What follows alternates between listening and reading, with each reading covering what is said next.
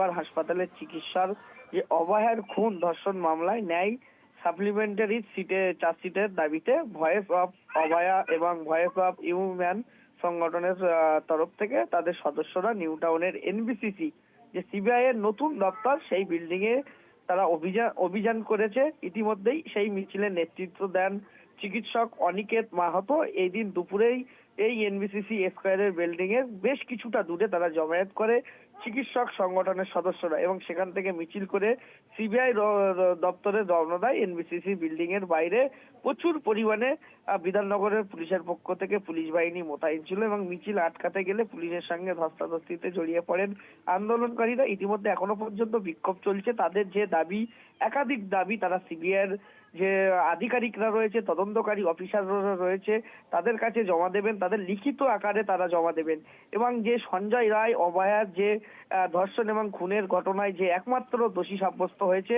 তিনি একা নন তারা মনে করছেন এবং এর পিছনে অন্য কোনো ব্যক্তি তারা জড়িত আছে। তার একার দ্বারা এই কাজ সম্ভব নয়।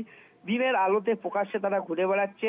সিবিআই কেন এত দেরি, মানে এত দিন পেরিয়ে গেলেও তাদেরকে ধরতে পারছে না, এইসব একাধিক দাবি নিয়ে তারা কিন্তু এই যে সিবিআই দপ্তর সেখানে অভিযান করেন। এখনো পর্যন্ত বিক্ষোভ চলছে। তারা 4 থেকে 5 জনের একটি প্রতিনিধি দল সিবিআই এর যে তদন্তকারী অফিসাররা আছে তাদের সঙ্গে দেখা করবেন।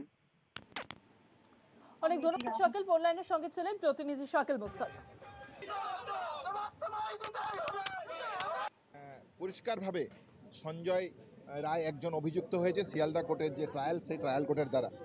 কিন্তু এখনো অবধি আমরা যে কথাটা বারবার বলেছি যে এই ঘটনা একজন ব্যক্তির পক্ষে কোনোভাবেই ঘটানো সম্ভব নয়। একাধিক ব্যক্তি এই ঘটনায় জড়িত এবং যদি একাধিক ব্যক্তি এই ঘটনায় জড়িত থাকে তাহলে তারা এখনও প্রকাশ্য দিবালোকে যদি ঘুরে বেড়ায় তাহলে এ কেমন বিচার? তাহলে সেই জায়গা থেকে আমরা ন্যায় বিচার চেয়েছিলাম।